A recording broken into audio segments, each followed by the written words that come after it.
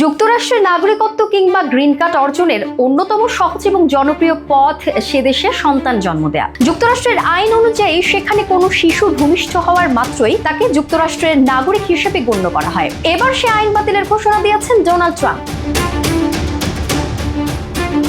নতুন প্রশাসন দায়িত্ব নেওয়ার সাথে সাথেই জন্মগতভাবে স্বয়ংক্রিয় নাগরিকত্ব আইন বাতিল করা হবে, এমন তথ্য প্রকাশ করেছে আসন্ন ট্রাম্প প্রশাসনের ভাইস প্রেসিডেন্ট জে.ডি. ভ্যান্সের প্রচার সংক্রান্ত দাপ্তরিক সাইট। এতে বলা হয়, কেবল বাবা মা বৈধভাবে যুক্তরাষ্ট্রে থাকার অনুমতি পেলে এবং তাদের সন্তান যুক্তরাষ্ট্রে জন্ম নিলে পাবে জন্মসূত্রের নাগরিকত্ব, অথবা যুক্তরাষ্ট্রে ভূমিষ্ঠ শিশুর বাবা কিংবা মা অন্তত একজন অভিভাবক যুক্তরাষ্ট্রের নাগরিক হলে সেও নাগরিকত্ব পাবে। আগামী 20 জানুয়ারি আনুষ্ঠানিকভাবে প্রেসিডেন্ট ও ভাইস প্রেসিডেন্টের দায়িত্ব গ্রহণ করবেন ডোনাল্ড ট্রাম্প এবং জে.ডি. ভ্যান্স। ওই দিন থেকেই এই নির্দেশনা কার্যকর হবে বলে জানানো হয় সাইটে।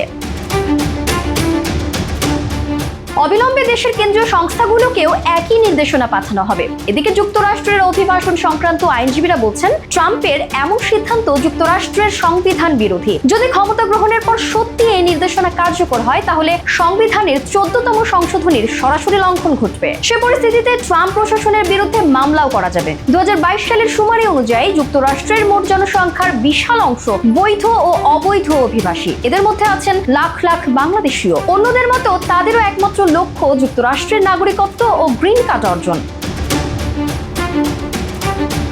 যুক্তরাষ্ট্রে জন্ম নেওয়া কোনো শিশুর বয়স 18 না হওয়া পর্যন্ত তার লালন পালনের জন্য বাবা মাকেও দেয়া হয় বৈধভাবে বসবাসের অনুমতি। আর একবার বৈধ বসবাসের অনুমতি পেলে নাগরিকত্ব গ্রিন কার্ড লাভের পথও অনেক সহজ হয়। ট্রাম্পের নতুন নির্দেশনা যুক্তরাষ্ট্রে অবৈধ নথিবিহীন অভিবাসীদের জন্য একটি বড় ধাক্কা হতে যাচ্ছে।